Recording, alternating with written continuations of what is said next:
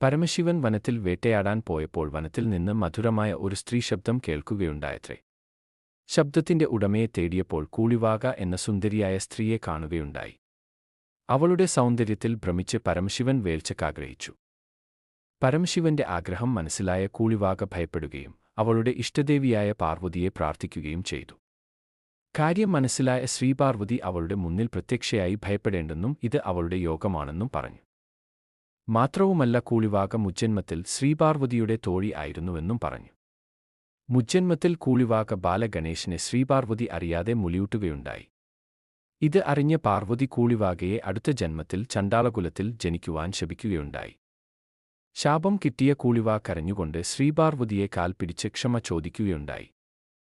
കോപം മാറിയ ശ്രീപാർവതി കൂളിവാകയോട് പറഞ്ഞു, അടുത്ത ജന്മത്തിൽ നിനക്ക് ശ്രീ പരമേശ്വരന്റെ പുത്രനെ മുലിയൂട്ടി വളർത്താൻ ഭാഗ്യമുണ്ടാകും എന്ന് വരം നൽകി. മുജ്ജന്മ കഥ പറഞ്ഞ ശേഷം കൂളിവാകയോട് വീട്ടിലേക്ക് ഭയം കൂടാതെ പോകാൻ പറഞ്ഞു. അതിനുശേഷം ദേവി വേഷം മാറി കൂളിവാകയായി മാറി ശ്രീ പരമേശ്വരന്റെ അടുത്തേക്ക് പോകുകയും വേൾച്ചയിൽ ഏർപ്പെടുകയും ചെയ്തു. അതിൽ നിന്ന് 400 കുട്ടികൾ ഉണ്ടാകുകയും ചെയ്തു. അതിൽ മൂത്ത കുട്ടിയാണ് കരിങ്കുട്ടി. ഈ കുട്ടിയെ കരിങ്കുട്ടി ചാത്തൻ എന്നു വിളിക്കുകയും ചെയ്തു. ഇവരിൽ ഏറ്റവും ഇളയവനായ ചാത്തൻ ആണ് വിഷ്ണുമായ സ്വാമി. ഈ കുട്ടിയുടെ സംരക്ഷണത്തിനായി ഒരു പോത്തിനെയും കരിക്കുട്ടി ചാത്തൻ ഒരു കാളയെയും കൊടുത്തു. ശ്രീ പാർവതി ഈ 2 കുട്ടികളെയും കൂളിവാകയെ ഏൽപ്പിക്കുകയും ചെയ്തു. കുട്ടികൾ വളർത്തമ്മയായ കൂളിവാകയുടെ സംരക്ഷണത്തിൽ വളർന്നു.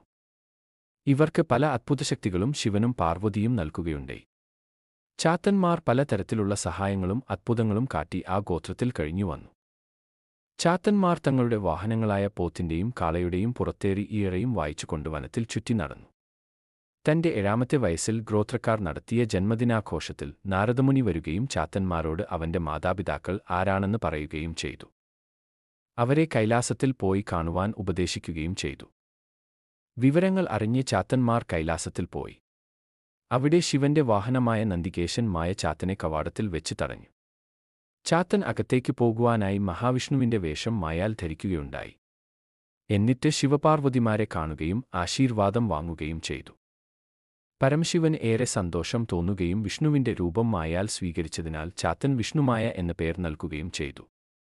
മാത്രവുമല്ല, ചാത്തന്മാർക്ക് എല്ലാതരത്തിലുള്ള ആയോധനവിദ്യകളും പറഞ്ഞുകൊടുക്കുകയും ജലന്ധരൻ എന്ന അസുരനെ കൊല്ലുവാനുള്ള സൂത്രം പറഞ്ഞുകൊടുക്കുകയും ചെയ്തു. പിന്നീട് ചാത്തൻ 3 ലോകം കീഴടക്കിയ ജലന്ധരനെ പോരിന് വിളിക്കുകയും ചെയ്തു. തുടർന്ന് ഉണ്ടായ യുദ്ധത്തിൽ വിഷ്ണുമായ സ്വന്തം മായാൽ മഹാവിഷ്ണുവിന്റെ ആയുധമായ സുദർശന ചക്രത്തിന്റെ രൂപം കൊള്ളുകയും ജലന്ധരനെ വധിക്കുവാനായി പിന്നാലെ പോകുകയും ചെയ്തു. ജലന്ധരൻ 3 ലോകത്തും പലയിടത്തും ഓടി ഒളിക്കാൻ തുടങ്ങി. അവസാനം കടലിൽ ഒളിച്ചു. പിന്തുടർന്നു വന്ന സുദർശന ചക്രത്തിന്റെ ജ്വാലയാൽ കടൽ ജലം തിളക്കാൻ തുടങ്ങി.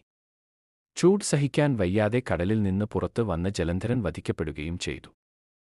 സന്തോഷഭരിതരായ ദേവന്മാർ ചാത്തനെ സ്വർഗ്ഗലോകത്തേക്ക് കൊണ്ടുപോവുകയും അവിടെ താമസിക്കാൻ നിർബന്ധിക്കുകയും ചെയ്തു.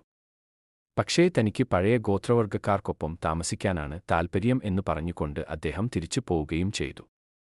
കൂടാതെ ഒരുപാട് ചാത്തന്മാർ വേറെയും ഉണ്ടായിരുന്നു.